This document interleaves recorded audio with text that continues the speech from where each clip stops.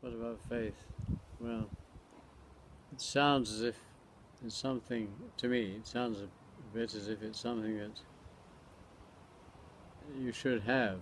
You should believe something to the bottom of your soul, if you like, and that is faith. You'll be faithful, but I think it smacks a bit of authority. Somebody saying this is what you should believe. This is the Christian, inevitably, faith, and faith is what the religion requires of you, really, to believe. It's the same as belief, and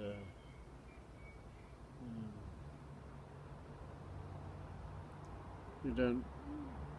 I just like the idea that there's some authority that tells me, this is a series of beliefs which I think are probably wrong. Buddhism, well, the two questions which I'm always quoting about religions are, the Christian says, "Are you a sinner?" And this actually happened to me with a missionary once. "Are you a sinner, John?"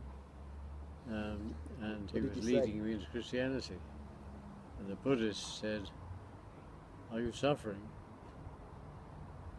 And the answer, by obscure routes you can come to, is yes, in a way. Being a human being in the universe is in many ways a distressing thing to be, because you don't quite know what you're supposed to do when you're here.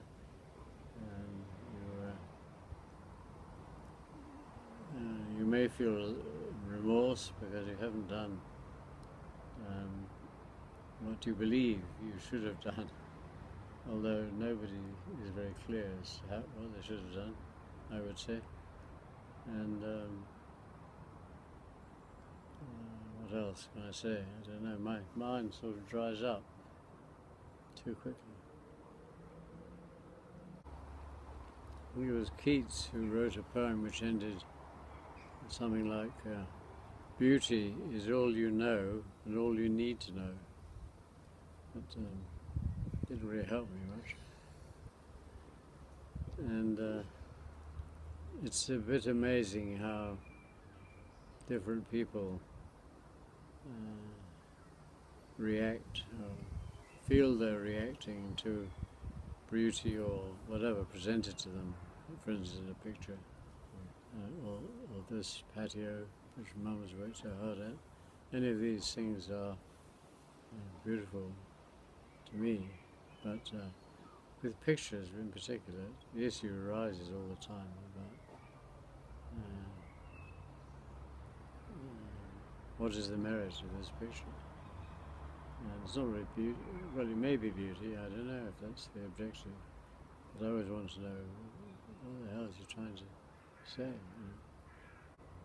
Looking back on my main working life, which was in the construction industry, I didn't take initiatives that I could have taken, which would have been, for me, much more rewarding. And I missed out on, looking back, obvious occasions when I could have seized control or command of my own life better than I did. I was too meek, too used to, almost automatically let myself fall into a subordinate role. Okay, like when? Well, when I went to Davy, if you remember, after GSS, Morris Jones's business, and I went into Davy, there was Ray Scott, who was a great big ex-welder, very big man, very virile in his attitudes, and so I was working directly under him. And actually, I did say at one time, when I first went there, really, that I assumed I could work under him, so we'd be a sort of team. A good many months later, he came in one evening and talked about how he wanted somebody to do certain jobs and so on, which really amounted to being what I wanted it to be. And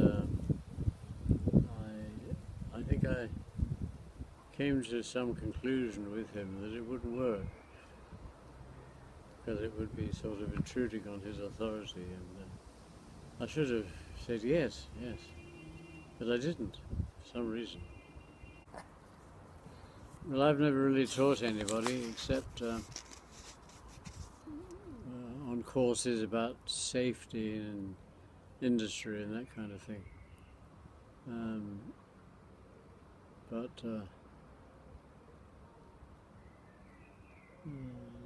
Yes, I suppose on a broader scale I am inclined to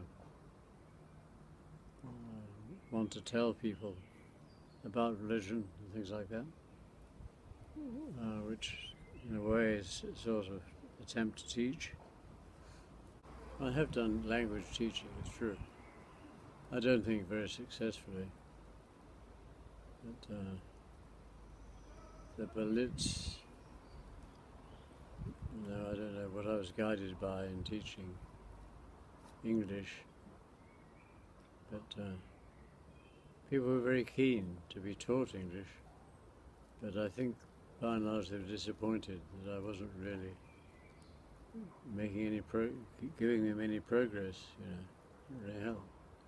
It's a long time ago now, but I don't think it was very successful. I enjoyed doing it. The annoying thing about it is you don't know when it's going to happen.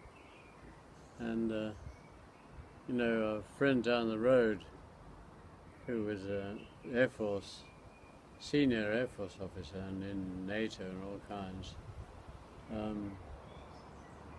one day his wife went downstairs where he had been asleep and said, "Are you okay?" And he said, "Yes, I'm fine." And 10 minutes later there was a thud on the floor and he was dead. So it makes you think, it can happen suddenly, or it can happen, I suppose, very slowly. You just don't know. What happens after death? Oblivion is my view, which is okay. I don't have any fears about death. I don't believe in an afterlife, which is what Christianity is fundamentally promising, I would say. And I think it's a subject which actually sobers people up very much. When you go to a funeral, which we're going to do on Monday, it does briefly make people think about death, and they get told, generally speaking, that they'll go to an afterlife, that this person is okay, they're in heaven now. And I told you once somebody in the Abbey church said, my husband was very friendly with this man who we're remembering, and they played golf together, and I can imagine now they're playing golf in heaven. Well, nice idea. Oh yeah, the health service, yeah. Yeah, I think they're pretty good. There's only one thing I have against them, that having been in hospital twice, as it happens, and you're asleep in a ward where they're resetting you or something or other, and suddenly into your sleep, "John, we're going to move you to a different ward." So then you get trundled about and have another bed made for you, and the lights are different. I've just screamed off the lights, I could go to sleep. All those things disappear, and but it can be very depressing to, to burden somebody with the difficulties of old age. But I mean, my difficulties, essentially, I suppose, are lack of balance, my inability to walk for that reason mostly, very freely, my limitations of energy that I can't do a great deal of exercise at any one time, and a gradual confusion of the brain, I think. The brain doesn't work so well anymore.